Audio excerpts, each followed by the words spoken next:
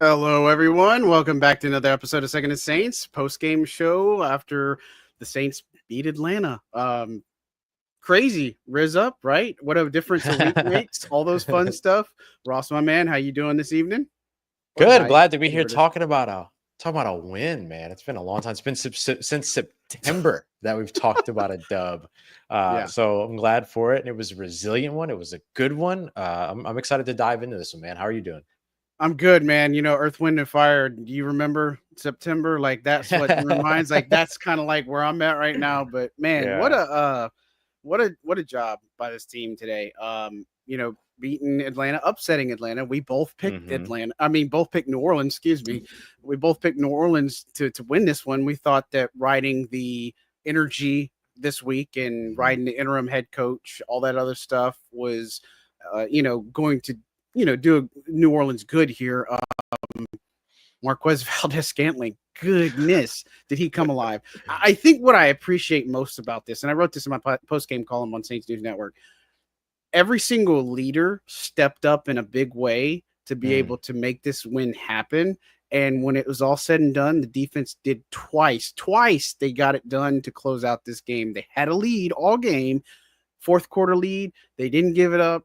All this other stuff. You got some gree magic from Younghoe Koo missing his field goals, but that's what I appreciate most is the leaders coming together, and they are the ones that are leading the charge here. Yeah, absolutely. I mean, that was a big part of this. And I think the biggest thing for me was watching them manage adversity. Darren Rizzi made two promises during his introductory press conference as the interim head coach. He said that he was going to promise passion and he was going to promise a team of fighters. And you definitely got both of those in this game. You got a lot of fight and you got a lot of passion from this New Orleans Saints team to the point where they did something we haven't seen them do all season, which is go into the fourth quarter with a lead and leave the game with a win. Colin Saunders after the game was talking about, Joe Woods, the defensive coordinator, showed them 8 games this season that they either led in the fourth quarter or were within one score of the fourth quarter and did not walk away with a win. Demario Davis apparently challenged the defense saying, like, if we go in with a lead in the fourth quarter, it's got to be ball game. And they showed up and they did that despite the fact that the offense, 5 of their 6 possessions in the second half were all 3 and outs. And so the defense was on the field a lot and they still got it done. Yeah, and look, DeMario pulled everybody together as the fourth quarter started, and I mean, gave him a little bit more juice there. And look, we were wondering how Joe Woods would call this game. We know that there's some things that this team has got to clean up. The big run of Bijan Robinson, some of the penalties Alante had, all these different things that they had. But look, their pressure packages were definitely different here. You play Cam Jordan more than 10 snaps. He gets 1 of 3 sacks on the day.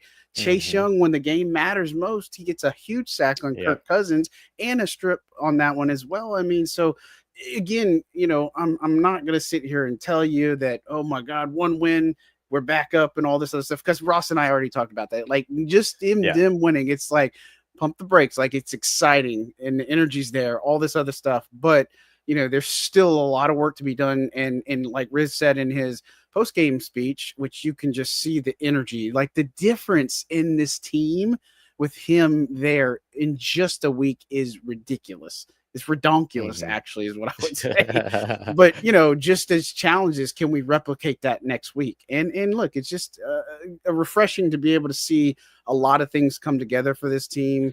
Again, we can nitpick. We can say there were some certain things that we just didn't like, but when it was all said and done, the defense got it done. The offense came out with a pretty good start. I said a hot start. I told you it was going to be a close game in this one. I think I picked 27 for the Saints, and, I thought it was 27-24 or something, but it ended up being a 3-point game here. But, New Orleans, it's an impressive victory and a nice little upset for a Superdome crowd that I was actually a little bit shocked was more people in the stands than I thought.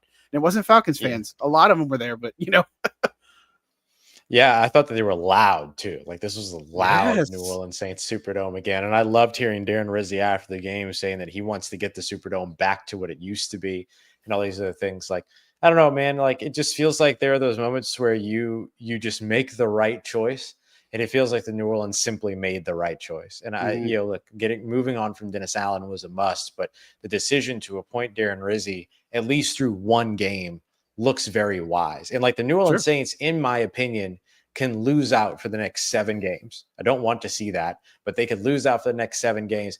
But if Darren Rizzi continues to get that kind of effort, that kind of performance, has that much of a connection with the importance of this team to its city and all the things that he shows, then I think that like that's a good display, no matter Yeah. what. Like that's a good position for Darren Rizzi to be in, and I think that that's one of the things that maybe is one of the bigger takeaways for me in this game is just how much you could see Darren Rizzi in this New Orleans Saints team. You saw the passion, you saw the fight, you saw how absolutely pumped he was all throughout Oh the my game. gosh.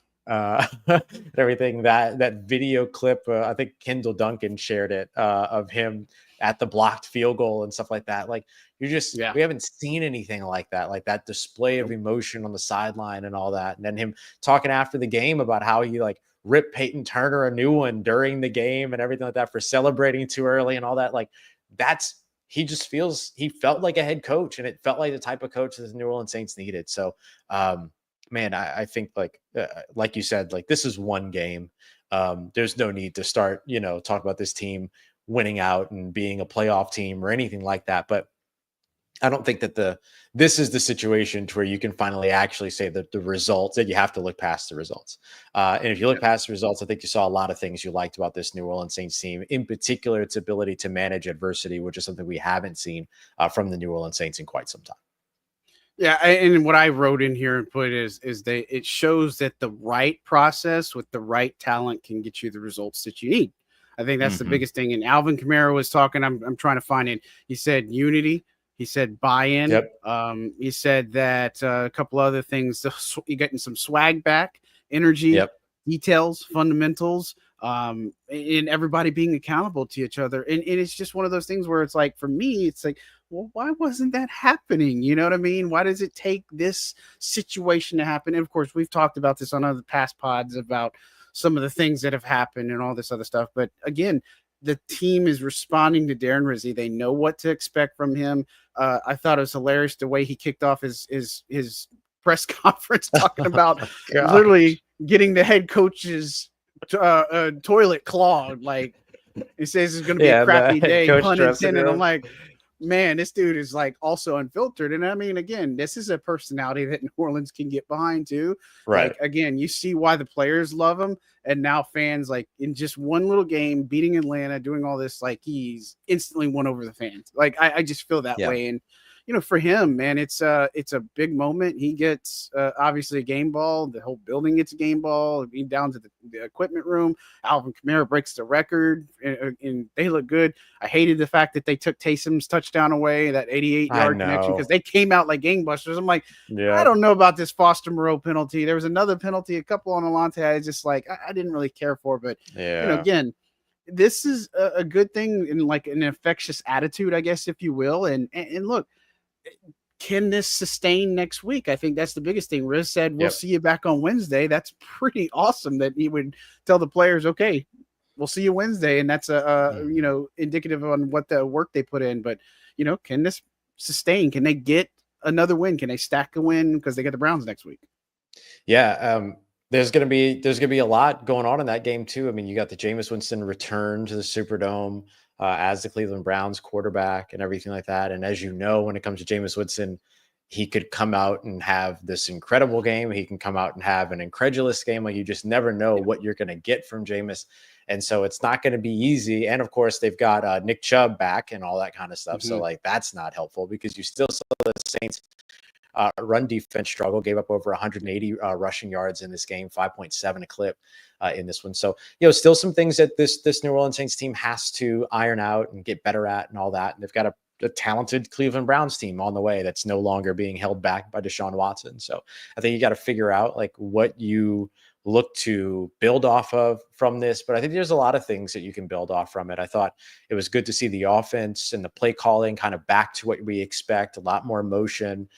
Wouldn't say that it was as much as we've seen in the first 2 games, but still better there. Them being able to utilize their run game all the way down to the end of the game throughout, because they were either in the lead or at least comfortable when it came to it. That kind of gave them access to their offense. The mix in of Alvin Kamara, Taysom Hill, the aggression of going for it on 4th and 1 early on. I know that they didn't get to it, but John, we talked to some players in the locker room, and a lot of the players in the locker room that I spoke to about it said that, like, it wasn't the fact that they turned it over. It was the fact that Rizzi gave them the chance. Like, that was the takeaway from that situation, was the confidence that he had in the players, and they wanted to make good on that. And that kind of set a tone of this kind of back and forth reciprocity between the players and the coach. And that was a relationship that really mattered here all throughout this game. So, look, it's tough to go into the NFL and win your first game as a head coach. It's even tougher when you have to take over in the middle of the season to get it done. This is a special win for New Orleans. It doesn't punch their ticket to a Super Bowl or anything like that. But man, this is what the New Orleans Saints needed at this time to avoid the longest losing streak in a Benson era. That's huge. That is huge for this team. So I'm glad that they were able to get out of that rut. Yeah, I mean, at this point, you just stop the bleeding, the gash in the wound, all this other stuff. Like, that's got to be a good feeling. And of course, see him celebrate. And I know Steve, the people are like, "Oh, you're still tied with the Panthers," all that just stuff. Like, yeah, I get it, but circumstances have changed in this. And look, I think there are some returns today. Like, the return of Will Harris was big. Like, this dude played that little hit stick that he had on the sideline. Like, man, what a play. Kevin Austin Jr. and that toe tap, like, work he did on the sideline. I mean, a guy that, only had 2 catches for, 36 yards, but man, they were big catches. Right. And so I think when you look at that, and then Marquez Valdes-Scantling, like, people were really dreading the wide receivers that this team was rolling out, but they were able to still be honest with the run. And I love the fact that Clint Kubiak on 3rd and 4 had to play that. Love it. Just aggressive, like, go in the game. Like, that's the thing. And if you don't end the game, put it on your defense. And Tyron got a big, huge pick before that. They had a chance. And Alvin, I mean, he came in and he sighed, like, he knew. And the thing is what I loved about that is Alvin was like, "I'm sorry, I just put the defense back on there." Like, Alvin was just so, like, he's the walking, shining example of accountability in there. And RIZZ said that, like, he made him a captain. It wasn't like typically the players vote on a captain. That's a player thing. Yeah. Darren Rizzi is the one that made Alvin Kamara captain, because he said he practices it, exactly, and plays exactly, and all this other stuff. Like, why would you not make him the captain? But man, it's just crazy. Like they said, how much a week changes inside the building. And again, can it keep going? We'll see. But man, a lot of returns. Talay Fuanga got hurt, but he ended up coming back into the game. Jordan Howden got hurt with shoulder injury. He ended up coming back into the game. Only player that I think that didn't come back was Pete Warner with that hand injury. So we'll have to keep an eye on that. But relatively healthy, being that you had kind of the deck stacked against you. Yeah, absolutely. And look, they stand the chance now next week to potentially get Nephi Sewell back in the mix. They could potentially have Eric McCoy back, unless they want to wait until his typical return timeline, which was going to be against the Rams. That, like, there's a couple different ways that they can go here. So the team has the ability to compete, and I think that's all you wanted to see from them. Win or lose, could they compete? And I thought you absolutely saw that in this matchup. What was I going to mention? Oh, I was going to mention. Alvin Kamara when he was at the podium, and he said that was the lamest thing I've ever done in a football game. Yeah. I thought like, just the humility of that, right? I mean, we know Alvin telling the coach. Be, right. Yeah. We know Alvin to be a good barometer for where the team is, because of his I don't know. He's just a very truthful person. Doesn't really lie. Doesn't really sugarcoat stuff. And then you see that compared to Darren Rizzi, and you can see both those, the alignment between those two. And it's like, yeah, no wonder why they made him a team captain, right, for the rest of the season. Cam Jordan called it a duh moment when it was done, because it's like, yeah, of course he should be a team captain. And so, yeah, no, I just thought that there were a lot of really good showings here. I thought Derek Carr played a pretty good game, especially downfield. I thought he was excellent downfield. There were some throws that were still him and those out routes, man, like just can't get ahead of those out routes for whatever reason and stuff like that. But still some timing things and all that. But I thought the line protected well, despite a little bit of mixing and matching on the line. Oli Udoh having to go in for Taliesin Fuanga for a little while. Nick Saldiveri already being in for Lucas Patrick at left guard and all that. But I thought they held up fine. My biggest thing is, can you next game put it together on offense for a full 4 quarters? Because just watching the offense kind of teeter off in that second half was a little concerning. They got what they needed. And look, one of the times where they teetered off and had that 3 and out, it was the third down that you mentioned with the Alvin Kamara drop and stuff like that. So everything was right that needed to be there in an in-game situation. You just had the drop, unfortunately. But on top of everything that happened today, especially around Alvin Kamara, lest we forget, he becomes the all-time rushing yards leader for the team at 6,544 rushing yards. Really heartwarming moment of him getting the ovation from the crowd and everything. You could just see how much this city and this team means to Alvin. And then now you're seeing it reflected in a really bold and just kind of outwardly displayed way from Darren Rizzi. I'm sure the same was true for Dennis Allen, but for Darren Rizzi, like, it's just out there in the open and he just wears his heart on his sleeve. And so it's really cool to kind of see that and to see how that fed back into this team's performance on Sunday. Yeah, it's just like getting the results. I mean, he's a passionate dude, but I mean, he's just also brings what the accountability piece that obviously is lacking, you know what I mean, in this locker room. And it's things that make you wonder. And of course, you can't go back and change anything, but now you've got an opportunity here if you're Darren Rizzi, because again, I kind of said if you can go 5-3 down this stretch, then you have to really look at him. I think at best they can do 4-4, but if they play like today and they can figure some things out offensively, maybe it's a little bit better. You have a schedule that could be a little bit favorable in some aspects. I mean, you got 2 more at home, then you got to play the Giants. That's another one. So, I mean, realistically, they could go on a run if they can get past next week and then, the bye week, and they got the Rams and then the Giants. But again, it's just refreshing to see, all the things come together. And look, Kamara, when he got his contract extension, everybody kind of just knew, like, this is where he wanted to be. We told you guys that, I think, back in training camp when this was the thing, or even in even what was it? mandatory That was the minicamps. thing. Yeah. That was always the goal. Is Kamara wanted some assurances that he was their guy, and he's getting all the touches to support that, and then to make sure that they have a little bit of a commitment with him. And so again, it's great to see Alvin do that. I mean, shoot, this past 7 seasons or 8 seasons, just so many different moments that he had that you just can remember, especially in the Superdome. So great thing for him to be able to set that record in front of the Superdome crowd. And I was really, again, surprised to see how many fans were there, forcing some false start penalties, just the energy around it, just the entire building. Like, a 2-7 team doesn't have that kind of energy. You know what I'm saying? Like, that's not really what it is. But shout out to those Saints fans who came in, and whether it was Atlanta, whether you wanted to see Alvin Kamara break the record or you were celebrating DA getting fired, it doesn't matter. It works. So it worked. It worked for sure.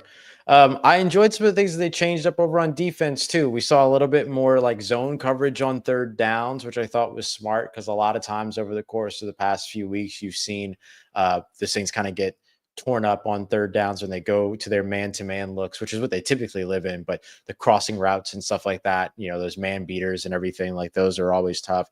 The pass rush was active, 3 sacks. You mentioned 2 forced fumbles in this game, John. We've talked for years about this team not being able to force fumbles at the quarterback, not just not finish plays at the quarterback, but not force fumbles at the quarterback. We saw Cam Jordan vintage pushing back, walking back the tackle into, and then being able to dive over the tackle to get to Kirk Cousins. 24, I think, career sacks now against the Atlanta Falcons, the most of any single player against a single team, and everything. And so I just wanted to highlight that too, that, like, it's not just like passion and hype and excitement and swagger and all these other things that got the Saints to this better place where they can get back in the win column. But there were some schematic changes, some game plan differences, things that they did and adjusted and changed to make sure that they were able to go out there and compete and win that football game. So it's not just the emotion of the moment.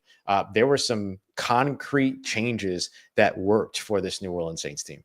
Yeah, and I want to get more into those, but we will do that right after a word from our sponsor. Hey, folks, John Hendricks here, Second and Saints. Wanted to talk to you quickly about Underdog because it is the place to play if you're a sports fan looking to win money while watching sports. With over 5 million happy players and $2 billion won, Underdog makes it fun and easy to cash in on all your favorite athletes' performances. Compete against other players by just selecting higher or lower on 2 or more player stats, and you could win up to 1,000 times your money. So turn every touchdown into a win with Underdog. This season, Underdog is going to be running a special promo or bonus almost every single day, like profit boosts, discounts, or free picks. Plus, all new users get a free pick. You could win up to 1,000 times your money just by choosing higher or lower on player stats like passing yards, interceptions, touchdowns, and much more. Create entries with all football selections or mix and match across your favorite sports. Underdog puts the power to cash out in your hands. Now you can either keep riding with your entry or tap the Win Now button to cash out whenever you want. And with Underdog Rescues, you can get your money back and receive a promo if an early injury causes your entry to lose. With Underdog's Double Flex option, you can even take 2 L's and still have your entry to be a win. So go download the app today and use code Second Saints to get up to $1,000 in bonus cash instantly. That's code Second Saints. Now here comes the legal jargon. Must be 18 or older, 19 and older in Alabama and Nebraska, 19 and older in Colorado for some games, 21 and older in Massachusetts and Arizona, and present in the state where Underdog Fantasy operates. Terms apply. Void in Colorado. Concerned with your play? Call 1-800-GAMBLER or visit www.ncpgambling.org.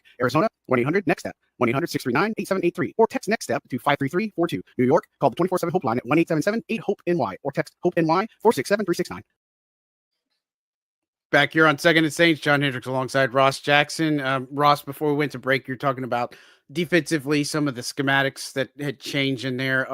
Before I guess you can kind of dive into that a little bit further. I guess I'd call out a few performances.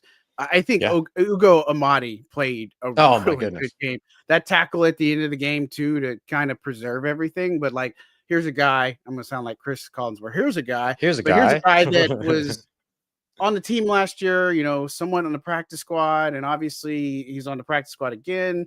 Just kind of one of those vets that have been around, and then he finally gets his opportunity, and with Alante being the definitive guy outside, he's playing more in the slot. But man, what a job that he was able to do today. Again, I got to mention Chase Young. I thought he was playing extremely well. Will Harris is another one that I really liked seeing him. And look, I know Tyron had a couple of moments where, maybe it wasn't the best of his stuff, and he's going to be the first one to point that out. But man, that pick on Cousins was a vintage Tyrann Mathieu Honey Badger moment where he just reads everything. But, you talked about some of the defensive changes. Elaborate a little bit more on what kind of you saw and what maybe Joe Woods changed on this one. Yeah. I'll start with Tyrann Mathieu, actually, because I felt like he played a little bit more away from the line of scrimmage more often than playing up against the line of scrimmage, which I think was a bit of a better path for him in this one. He talked about how he doesn't really play a lot in the post. And when he means the post, what he's talking about is the middle of the field where a post route would attack. That's where that comes from. And so you're looking at a player that typically is the, roam and hound the line of scrimmage kind of a safety. And in this game, and really throughout the season, I think it's over 70% of the time he's been dropping deep to the middle of the field. This game, he got to roam a little bit more, but then was also still playing away from the line of scrimmage, which put him into better coverage situations, better position to break on balls, things like that. You saw the one that he intercepted. He almost had another one earlier on in the game because of that as well. So that was a big part of it. Will Harris getting to play down closer to the line of scrimmage. You saw his sort of active nature there, his big hits there. He had the one missed tackle that he would love to have back, I'm sure, up against Bijan Robinson as he broke it for 37 yards for one of the Falcons scores. But outside of that, I thought that the safety play was really strong. The corners and everything still kind of played to their typical game. I think I'm with you. Some of those penalties on Alante just felt weak and everything. But one of the things that they did still in coverage, though, is that they switched over to a little bit more zone on third downs. The Saints were getting beat on those crossing routes a lot in man coverage on third down. Saw a lot of 4-man rushes as opposed to overloads and blitzes and stuff like that on third down. I think that allowed the defense to be able to drop back and then kind of ball hawk a little bit, try to make some plays and everything. And it paid off. I mean, the Falcons converted only 5 of their 14 third downs in this game. Not much better than New Orleans, who converted 5 of their own of 13 third downs. We were just talking about all the 3 and outs that New Orleans had. You saw Atlanta fall victim to a lot of that as well. And then I thought that the pass rush just felt, I don't know if this makes sense, but it felt more simplified almost. Seemed like there was a lot less kind of like countering and what do you call them? Twists and stunts and all this other stuff. And they just kind of got to go out there and try to be better than the guy in front of them. And on 3 particular plays, they were much better than the guy in front of them. And 2 of them were almost, one of them was a big time game changing play. The other one was almost a game changing play. I mean, it all worked out. And so I really liked what we saw from this New Orleans Saints defense of just allowing players to play a little bit more to their strength than playing to the scheme strength. You don't have you don't have every piece of talent that you once had to be able to play to the scheme strength at the moment. So being able to go out there and allow the players to play to their strengths, I think ended up making a pretty big impact in this game.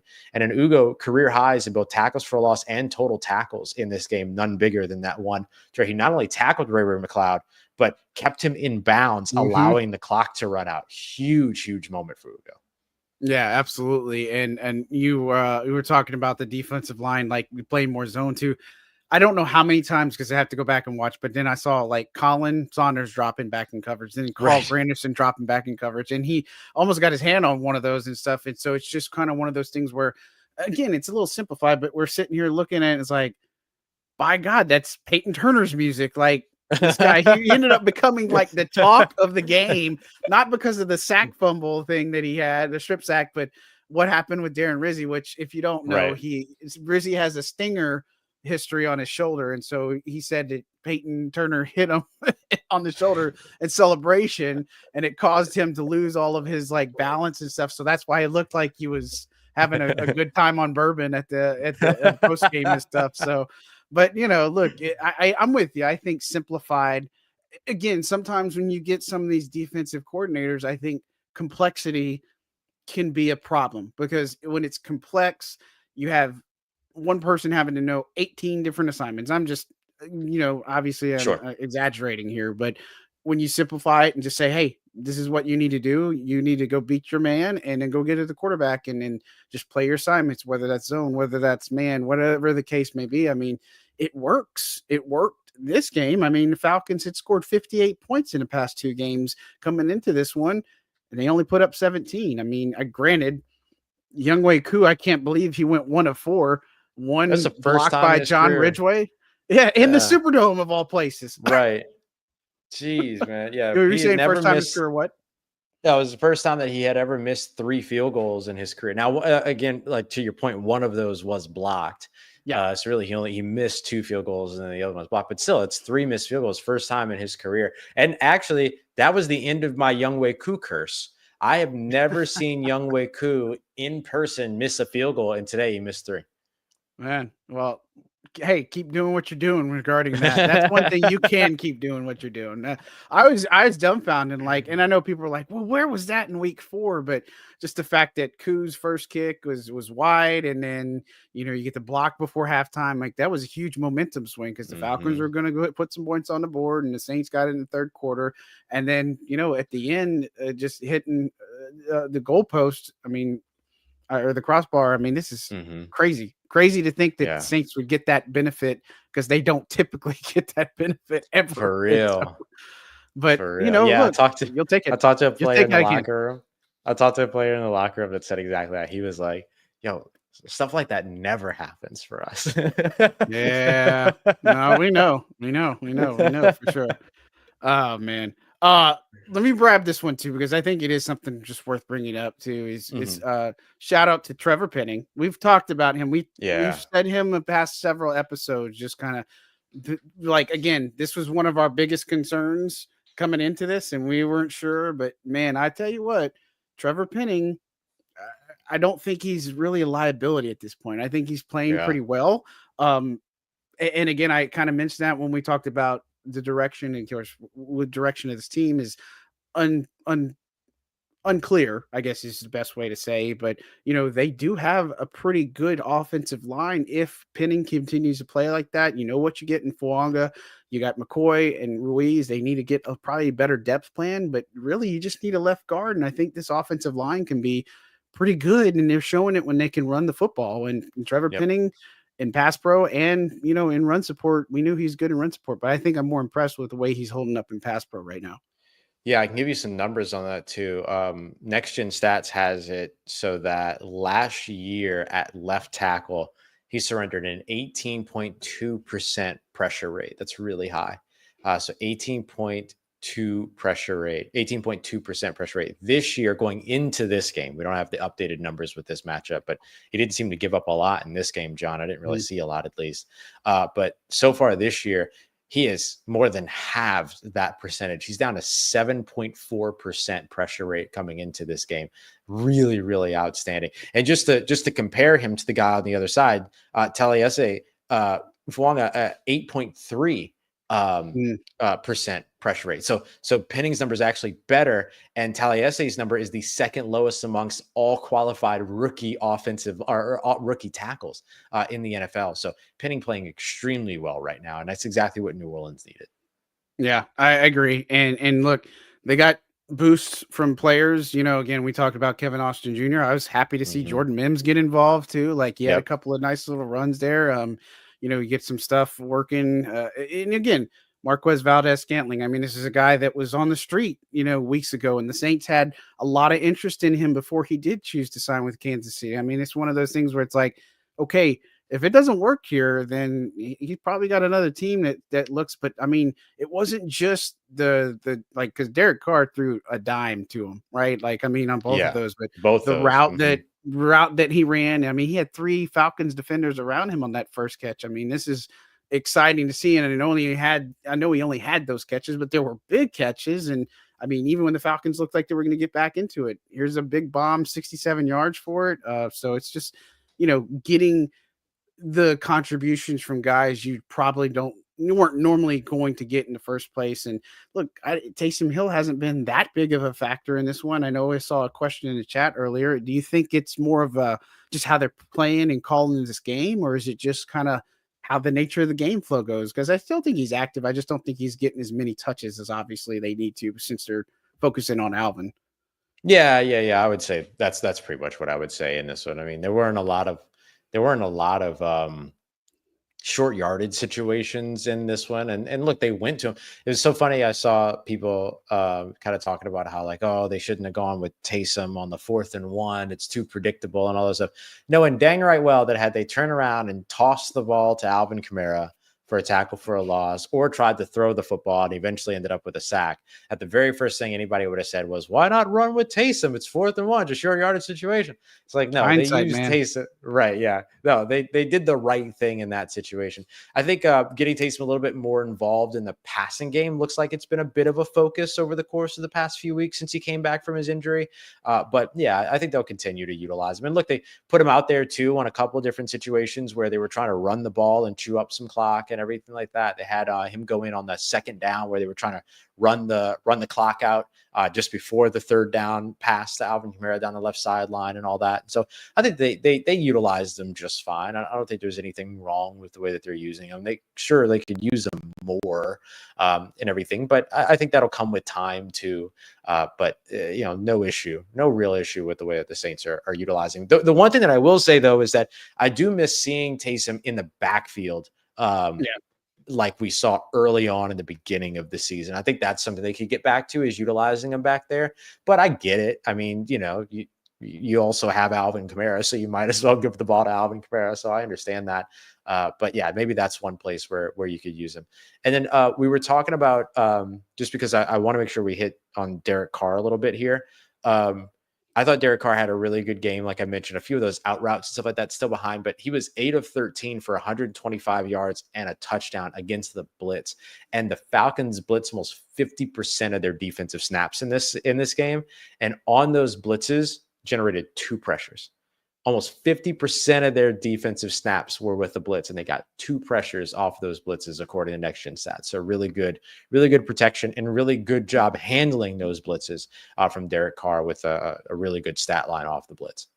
Yeah, I mean, he was on fire in the first half. I mean, he looked outstanding. I mean, definitely and he was playing a lot with a lot of emotion today. I mean, he had something going on with his dad, and obviously it was weighing on him a bit. And he said after the game that was for him, his dad in his opening statement. And so clearly it was a big emotional day for him. And so again, it's good to see him playing at that level. And again, you'd swear him and MVS have been together for 10 years the way he was working that pipeline. So it's good to see that. I mean, I just hope it continues. You know what I mean? Like, you got Kevin Austin Jr. involved, not as much Mason Tipton. You kind of called that out in our pregame or preview show that they kind of need to use him a little bit more different. But I mean, hopefully it comes sooner rather than later because, Chris Olave is not going to be back.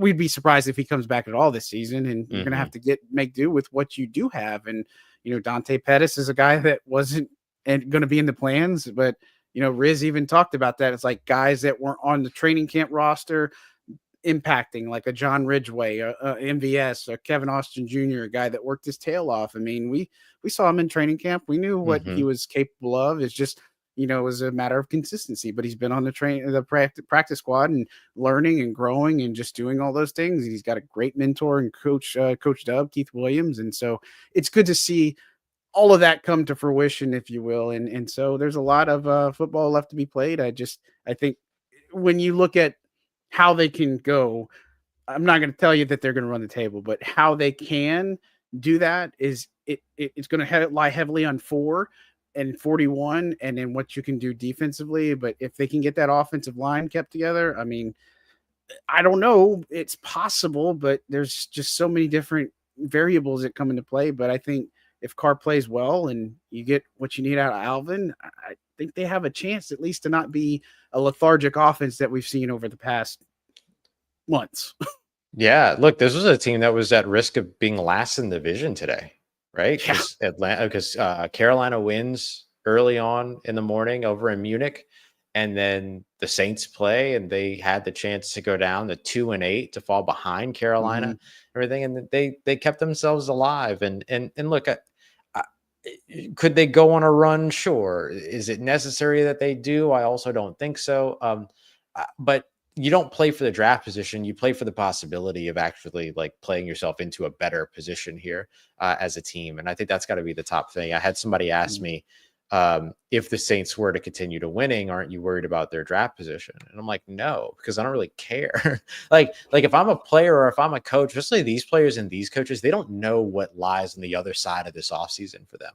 So playing for draft position, which no player and no coach is really going to want to do, doesn't make any sense.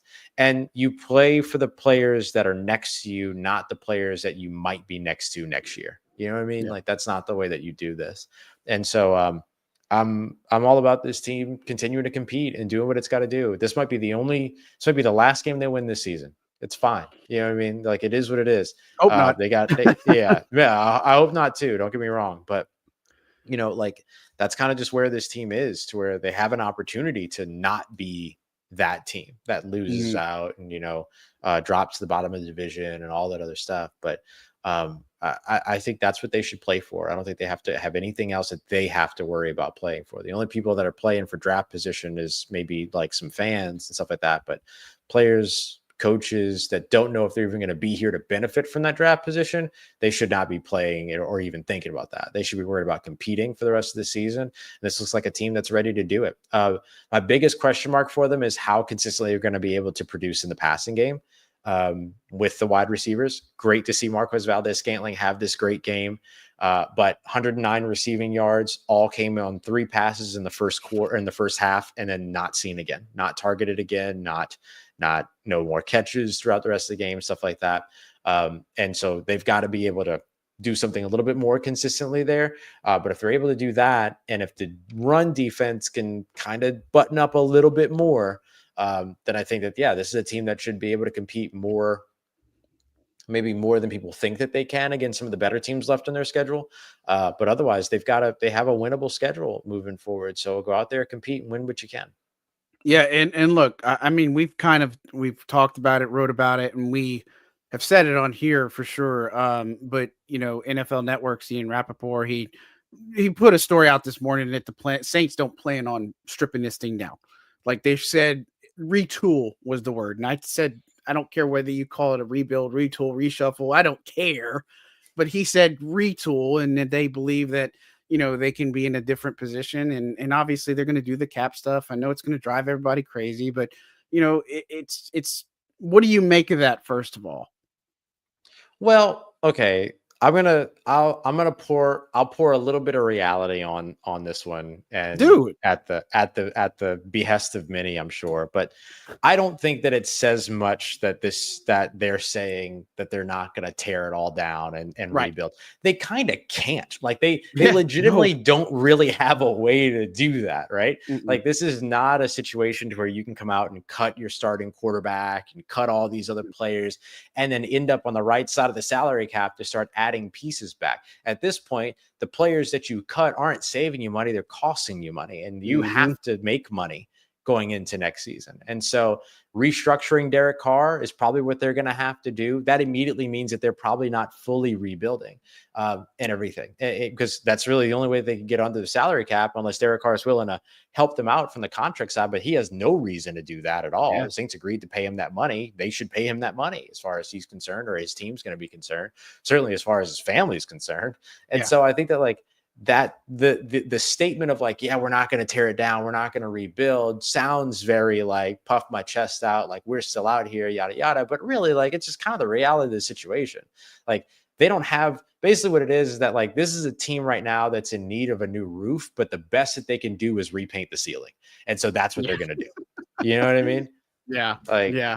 That one doesn't say much to me. Is kind of what I mean to say. Yeah, and I'd have to look up Carr's contract. I think he's got a void year tacked onto it for 2027 because of the restructure. I think that they if they do a restructure again, they're still having to push some more different ones, and so you're going to pay Derek Carr until 2028. I don't know. I don't know what the answer is on that one, but you're right. You can't. And again, we've said it. Ryan Ramczyk, the best case scenario there is he waits to retire, lowers his base salary for like James Hurst did, and then retire post June 1st so he can save this team some money. You know what I mean? That would be but he doesn't have to do that. Right. It's like Derek Carr doesn't have to do anything. Like you said, you were going to pay him this money, all this other stuff. And it's like Rounders, pay that man his money. That's what you're going to have to do one way or another. But they have a lot of things. I think there's just a lot of variables here. And, again, they're going to have to figure out what they want to do. I bring this up because it's valid, like a Peyton Turner. You see RIZZ and look, the relationship, I can tell you that is from all the work Peyton Turner does on special teams. That's probably where that bond comes from. But if Peyton Turner finishes strong, would the Saints make a play to re-sign him as an affordable option? I'd say define what's affordable, because I think if you try to keep Chase Young first, that's where I would go.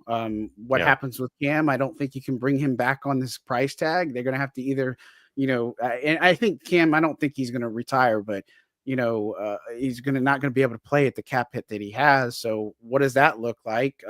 Turner's a free agent. Chase Young's a free agent. You haven't got anything out of Isaiah Foskey. I mean, there's a lot of variables, but would you try to re-sign Peyton Turner at this point because of he's an affordable option?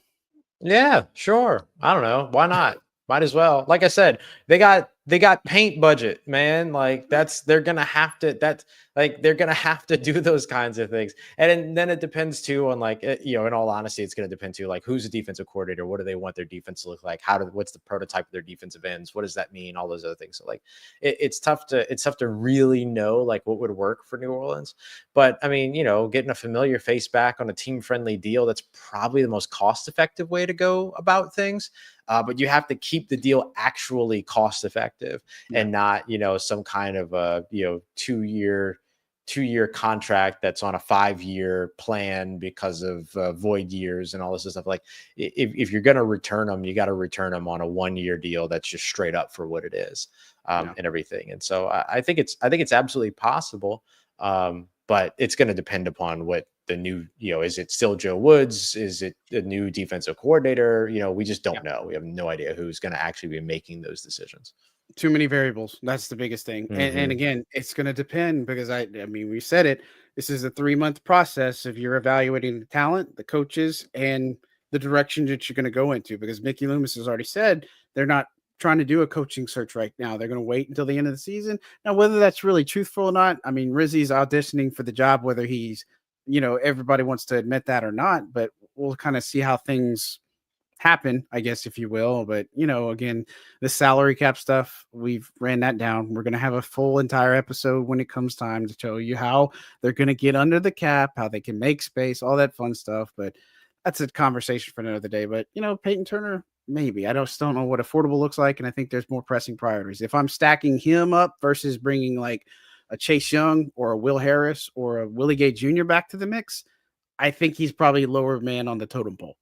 Yep, not probably he is. You know what I mean? So it's like, I think there's more pressing guys to bring back on the roster before I'd say I'd look at a Peyton Turner. And so again, we'll have to find out how that is.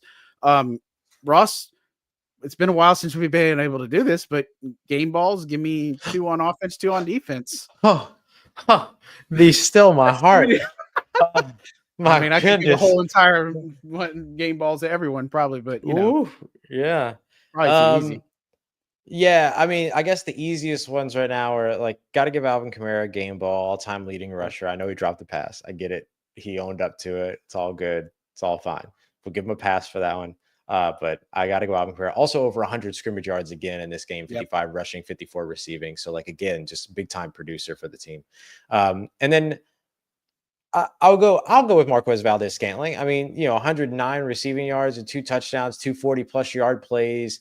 All that, like, just played to his brand. Had a great post-game interview as well, where he talked about like why he chose to come to New Orleans and that like the deep ball was a big reason why, wanting to play with Derek Carr, all this other stuff. So like it all aligned for him in terms of that one. So I got to go MVS. I got to go Kamara. Over on the defensive side, I'll go with Ugo. Ugo, 9 tackles, 2 tackles for a loss. Again, both career highs, had a pass defense and then had the game sealing tackle as well. And then I'll throw Chase Young out there too for the big. I mean, he had the sack fumble, but he also had several pressures during the game, a nice couple plays in the run game and stuff like that too. So I thought both of those guys, but in particular on the final drive, they were the game winners for that defense. So I'll give them both some love. Yeah, look, I can't argue with that. Just to be different, I'd say Tyron and maybe Will Harris would be my guys. Maybe Damari. Damari's close in there, but I think the return of Will Harris was huge for this team. And Tyron's getting a pick, doing what he needs to do to help close out a game. That's where I'd go defensively. Offensively, you got to show Derek Carr some love there. You live, breathe, and die on that one. And then as far as the other one, it's tough to say, I guess. I mean, maybe you roll in the offensive line because I think I get a game ball for them because of the job that they were able to do against Atlanta. I mean, this is what I don't think Carr got sacked at all today. You know what I mean? Not a single time. And they were able to run the ball. I mean, I think that they deserve a lot of love. So I'd give the offensive line a game ball. So you know what's wild to me? There's probably a lot of things, but think about because he's got such a big personality on camera and he's got a huge personality off the field. But think about everything that Will Harris does on the field and with the camera on, and then like how would you describe him otherwise? Like just in the locker room on his own when we're just kind of like talking to him and stuff like that. One of the chillest, mellowest dudes out there. Like you swear he's just like a fly on the wall. Like, he just kind of just goes away and stuff. And I love that. Like he's actually a good dude. He got a nice little life for him and stuff. He's fun to talk to. But I mean, again, even with him coming into this situation, I mean, this was a guy that was known more as a special teams guy and played for Aaron Glenn. And he was able to take the job from Jonathan Abram, and he was able to become this team starter alongside, Tyrann Mathieu. And so, I mean, just a blue collar type of worker that came in every day. and played his tail off and was making plays in training camp, doing the right things, and he earned a spot. And so again, he's one of those guys I hope that they're able to bring back. I mean, y'all guys remember it was Marcus May back there before. I mean, that wasn't that great. I mean, he was there for those several games and was good, but just was always hurt. That's what sucks. So. Yeah, I don't know. It's just I was just thinking about that because just seeing Will a few times and everything like that after games and stuff, and then just how chill he is, and then just watching him absolutely demolish people on the field. It's just like those two things just don't align. But it's interesting because like that's so often the case, right? Like Chris Olave. Chris is super, super calm and super kind of to himself off the field, but then you get him on the field and he's like talking trash and all this other stuff and everything. Yeah. And so like I guess it's the equivalent, but it's just so interesting because he's so violent. He's so violent on the field, but he's so calm. He's so calm. Yeah, I mean, and I'm thinking of like Trevor's kind of that way too. Like he's really not true. Like Yeah. Trevor's in that. I'm just like I'm cleaning out the people in the locker room. Like I don't know. You can see some of them. Like Willie's like the complete package, or I think Brian Brzez's probably another one. Like the blue plays so vicious, but we talk to him, he's like one of the most low key, chillest. He's dudes. bubbly. He's bubbly. He's a bubbly dude. They got a lot of those guys, but I like how you put that out, Will Harris. We have to have some fun with that one day about some of those guys. But Saints get a win. It's nice to be able to talk about a win because we've been beating a dead horse for 7 weeks. Prior to that, mainly the last several weeks have been what has been crappy. Like you guys know as well as I do. But hey, good to get a win. Yeah. One more game ball. We got to give Darren Rizzi a game ball. Oh God, yes. Rizz. Got to give Darren Rizzi a game ball. I mean, just the game ball for talking about how he clogged the toilet and being totally unfiltered. Hey, like one totally game unfiltered. I did a graphic on my show that was like 1 game, 1 win, 1 toilet. Just that's a flawless day for Darren Rizzi. Yeah, no crap about it. That's for sure. He didn't take no crap. That's for sure. But yeah, no, I think so too. I mean, it's big for him, and knowing who Rizz is, and again, past episodes we talked about it, but again, a cutting example of hard work. Yep, he was a D2 guy in coaching. He was an undrafted rookie. He was a walk-on at college. I mean, he didn't, like he said, he never was handed anything, right? And so Parcells tree, all that other stuff. Yep. I mean, he knows what to do to win in this league is getting an opportunity. So, man, good for him. I think he's had some nerves coming into it. I think he had a little bit of emotion too. Like I could see him post game, like that was really emotional for him, and for him to be able to come into this, it's really refreshing to see the Saints be able to put this together under Darren Rizzi and just kind of a new direction. And you just hope it sticks. You hope the ride doesn't end, but the Browns are going to be next up on the list, and they'll be a interesting challenge as it is. I saw somebody said, well, this is Jameis Winston revenge game. And somebody's like, can you really make that argument if DA is not here anymore? I'm like, that's funny. You can. Yeah. I'd say anytime a player plays against his former team, you call it a revenge game. Sure. Just for fun. But I think you're right. Now that DA is not in the building, I think you're gonna have more people. I guess no matter what, you would have had more. I think there's gonna be more people on the Saints that are going to be happy to see Jameis than are going to be like upset with Jameis or anything like that. I think DA would have been Jameis too. Yeah, I think DA was the one exception. Man. All right. Well, on that note, Ross, what's coming up on LouisianaSports.net and on Locked On, man? So we got post-game show over on Locked On. We'll dive deeper into the tape. I'll watch some of the tape tonight and tomorrow morning, and then do another show tomorrow morning just to bring a little bit more kind of insight to especially like what happened on the defensive line and the secondary and stuff like that. Some of the adjustments that were made over on defense. And then I got my column coming out here in a little bit. I'm going to wrap it up here in just a moment tonight. That's going to be all about I think we saw so much of Darren Rizzi talked about growing up a fighter, and I think we saw so much of that fighter mentality reflected by this team. And so it was really cool to see a team take on this team take on the personality of his head coach. And it makes you wonder if that was a missing ingredient for for this team with the talent that they've had over the course of the past few years. They just didn't have the personality that they needed calling the shots. And maybe they do for right now. We'll see what happens for the future. But for right now, do they have the right guy? So that's what we're going to be focused on as we continue through the evening and then into stuff. And then, John, you and I will have media availability tomorrow on Monday with Darren Rizzi to hear more about the team and all that kind of stuff. So we'll get to all of that as well. What you got coming up over at Saints News Network? Yeah, look, check out the post-game column writing about this team and just kind of, again, the way that doing the right results, like the right process will get you the right results, the right talent and right coaching and stuff. I mean, it's not hard, I feel like. And again, I don't want to sit here and just, bad mouth or anything like that with the previous thing. But right. Again, of course, just the simplicity of getting somebody who has a little bit of edge and swagger to him, right, as a coach, I think it helps echo and reinforce your team, like the way that, your team is playing like your coach. Yep. I guess if that makes any sense. And so just going to be looking at some more of those dynamics and still working on a piece about these rookies and kind of the progress that they're making in check-ins and all that good stuff. So a lot more media availability Monday. We got Wednesday. We'll be back and all that good stuff. And Veterans Day on Monday. So happy Veterans Day to everybody for sure. Yeah.